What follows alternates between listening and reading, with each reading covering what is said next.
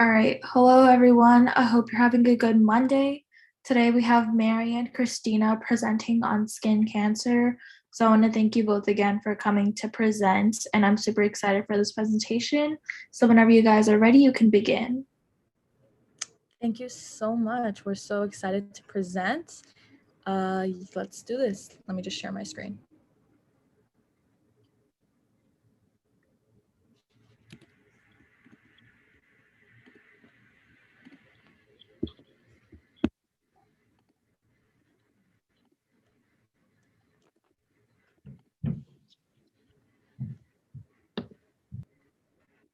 If you guys can just let me know when you guys see it. Does this show up? Yep, we see it. Perfect. Okay, hi everyone. I'm Mary. Hi everyone, I'm Christina. And today we're going to present you guys with a workshop all about skin cancer.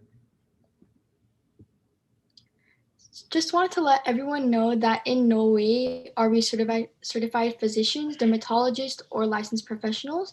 We are here to share additional research and information we have conducted based on a topic that we are highly interested in. So in the first part of the presentation, we will be discussing the general information about skin cancer.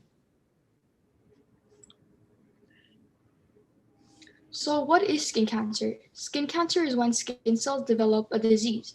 This is extremely dangerous and harmful since these infected skin cells promptly spread and disperse in a very disordered manner. Just a little fun fact, skin cancer develops in the epidermis layer of the skin.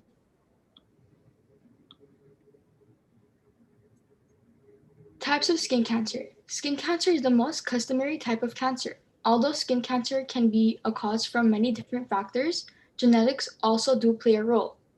It is very important to be fully understanding of which type of skin cancer one can have, since it does affect the type of treatment needed in order to cure and help the patient with the skin cancer. So me and Mary have chose out 5 different types of skin cancer for our slideshow, but there are different kinds, not only these 5. The first 2 I'll start off with is the basal and squamous cell skin cancer, which are most commonly found of skin cancers because it does form of the excessive exposure from the sun. So they are more common. The Kaposi sarcoma develops on the lining of blood vessels and shows up as red or burgundy speckles, patches, or can appear near the tongue region. There is also melanoma skin cancer, which develops when melanocytes start being produced in large amounts very quickly. And there is the Merkel cell carcinoma, which is a rare type of skin cancer and spreads very rapidly.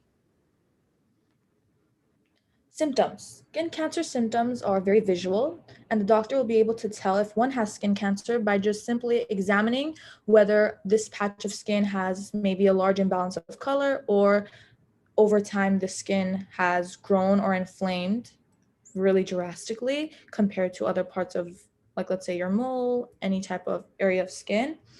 And there are different types of symptoms that can occur. This is just the most common way of usually figuring out if one has skin cancer. Also wanted to note that, again, this will be a very visual symptom since skin cancer does occur on the top layer of the skin. Just want to give everyone who is watching a heads up that in the next slide, we will be sharing images of each skin cancer we have researched in order to fully convey this topic. So if you are more sensitive, just a heads up. As we see on this slide, we can tell different images displayed, and basically as the images progress from 1 through 4, it increases in the rarity. So the first photo will start with the most common, and the last photo will be a more rare type of skin cancer. In the first photo, we see the basal and squamous cell skin cancer, and as we can tell, the basal is more flat compared to the squamous, which is more inflamed. The Kaposi sarcoma skin cancer, as we mentioned before, and as we see here in the image depicted, the cancer is in the oral region, so basically in the mouth, all throughout the roof of the mouth and the gums, also being very inflamed. The third image portrays melanoma skin cancer, which, as the name states, melanin is a darker tone of pigment, yet this is a very dangerous type of skin cancer and area of the skin.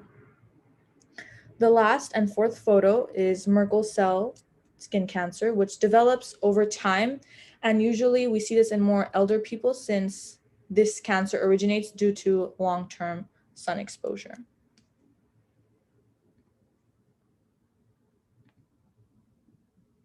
In the second part of this presentation, we'll be discussing the risk factors of skin cancer. Although skin cancer can occur in any person, people with certain characteristics have a much higher risk of receiving it.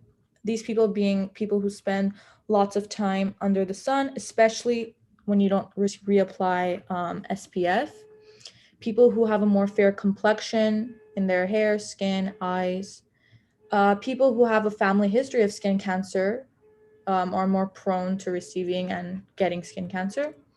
People who are 50 years or older, like we discussed about Merkel's skin cancer, develops with age. People who have more moles, freckles, or skin lesions also have a much higher risk. So on this slide, we are going to be talking about the things to do and not to do to prevent skin cancer. So on the left, we have things you should avoid, and on the right, we have things that you should do to prevent the type of cancer.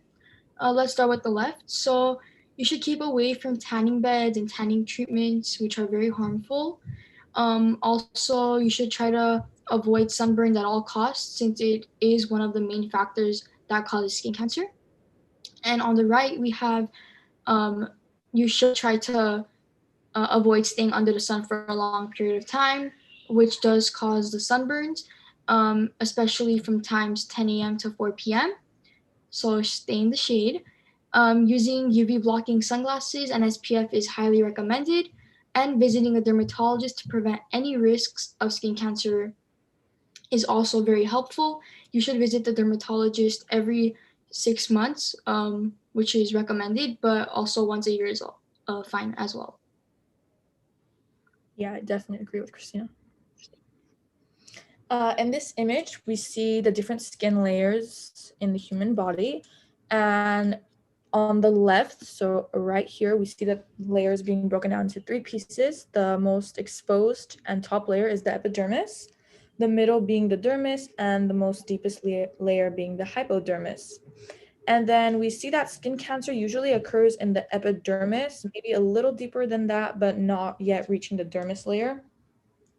And the epidermis is broken down into 5 different parts. Here are the names if you're super curious about them.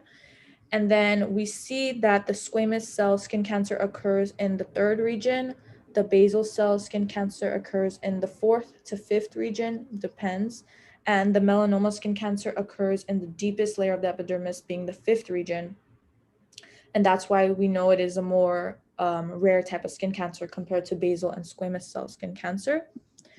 Here we have the causes and risk factors of each of these different types of skin cancers, as we mentioned before, the mains being tanning, excessive exposure to the sun, smoking tobacco, having a fair complexion, having family history, all things we mentioned before. Yeah, this is a super cool image. If you'd like to screenshot it and save it for yourself, it's really helpful.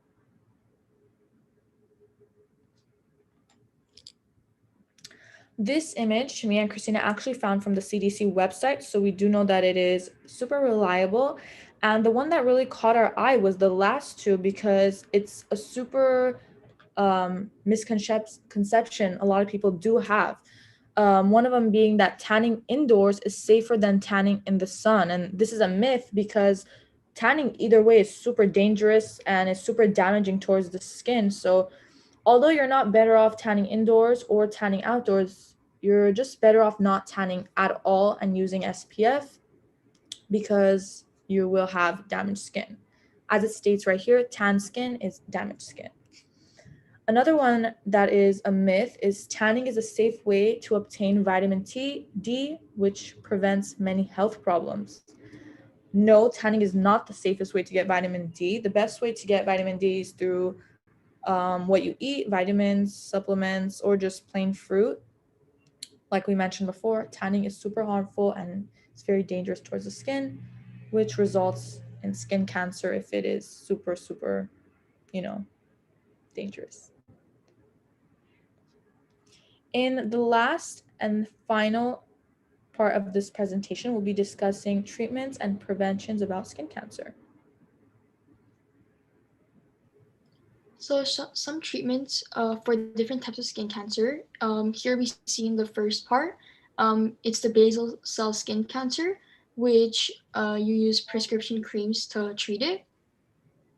Then we have the squamous cell skin cancer, which needs surgery, chemotherapy, or radiation. Um, for the second part, we have the Kaposi sarcoma, which needs radiation, chemotherapy, and sometimes, not all the time, surgery. For the third one, we have the Merkel cell carcinoma, and this is a type of treatment that you need to get for the Merkel carcinoma skin cancer. For the fourth one, we need melanoma skin cancer. Sorry, not we need. Melanoma skin cancer is the type of skin cancer, and then the treatment for it is prescription medications, surgery, radiation, and infrequently chemotherapy. And there are different types of treatments for all of these. These are just the most common ones that people use. Yeah, definitely agree with Christina. This is not all the treatments, and this is not the variety of treatments, but let's say basal cell skin cancer, a prescription cream that might work for me might not work for you. It does depend on the person, like everything else in the medical world. So we also do know that getting skin cancer does rely on you a lot. It does really focus on the way you are in the sun, how you apply SPF, how constant you apply SPF, but also how can society play a role in the prevention of skin cancer? We ask, what can healthcare systems, insurers, and clinicians do? Well, maybe they can provide more awareness to different types of skin cancers, and especially in private practice, they can report requirements towards the people and more things like that. They can remain alert to suspicious skin lesions when examining patients. What can early learning centers, schools, and colleges, universities do? Well, they can provide maybe hats, sunscreen, try to find more areas of shade in their campus and provide, more protection towards the sun. They can maybe move more outdoor settings into indoor settings. If you can, obviously, if a sport is outdoors, then it must remain outdoors. But, providing shade so people are not towards the sun a lot. Christina will do the last two questions. So what can community, nonprofit, and faith-based organizations do? They can support effective shade planning in the community, like putting more umbrellas around like the beaches or just around a lot of sunny areas. They can also hand out umbrellas while walking or hats and glasses. They can encourage vendors in outdoor recreation areas to sell some protection products, like I mentioned before, hats, sunglasses, SPF, stuff like that. Another question that is being asked is what can individuals and families do? So while living healthy, active lives and enjoying the outdoors, choosing sun protection strategies that work are really helpful. So, which is wearing a hat, sunglasses, and other protective clothing to seek shade, especially during midday hours, which is 10 a.m. to 4 p.m. Using broad spectrum sunscreen with SPF 15 plus to protect any exposed skin, and remembering that sunscreen is the most effective when used in combination with other methods, like under your makeup or while walking or gardening your plants, anything that has to do with the sun exposing to your skin, just always have sunscreen on you just in case. It's better to be safe than sorry. Definitely agree. And also make sure you do your research on the type of sunscreen you use, or maybe asking a dermatologist what type of sunscreen you would like that is going to be good for your skin. Because as we know, there is different things going around with sunscreens. We have to make sure the ingredients are like good for you and not going to cause even more damage towards your skin. So yeah, make sure you check out the dermatologist if you're noticing some different type of skin issues. here are references we use to conduct our research and bring this presentation to you live. Thank you so much for watching our presentation. Keep cool and use sunscreen. Thank you. Thank you guys so much for watching. If you guys have any questions, I'm not really sure how we can see them, but if there's a chat that we can access, that would be great.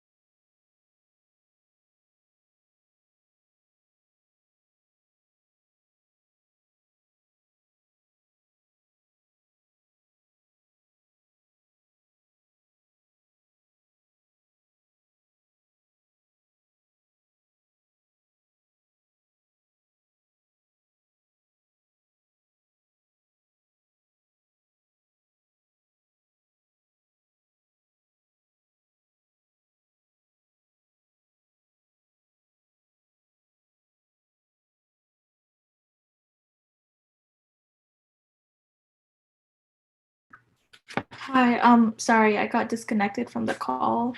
But thank you again for presenting. Put any questions in the chat. I'm not sure. I don't see any, but again, thank you so much for presenting. It was so interesting. And for everyone, if you have any questions, please feel free to ask.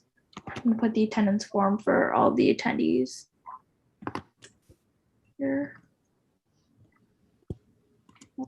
Here too.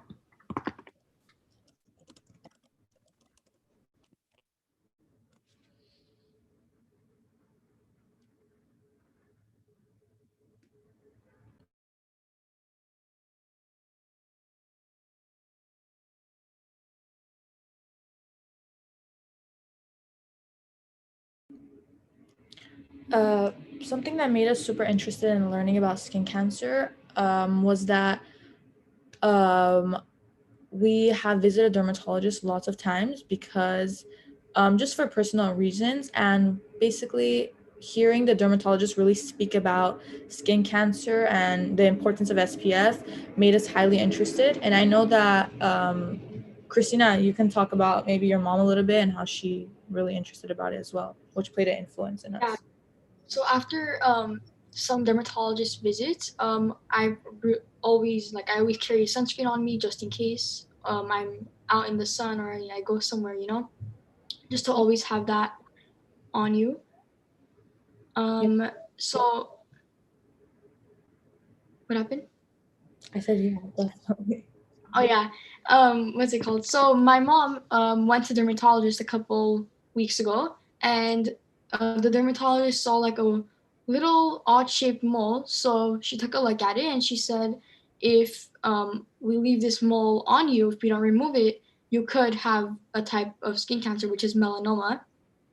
So that made her rethink what to do, and she did take out the mole, and that's her second time taking it out. So in our family, we are very cautious with sunscreen, the sun, moles, just anything to do with exposure to any sun rays on your skin.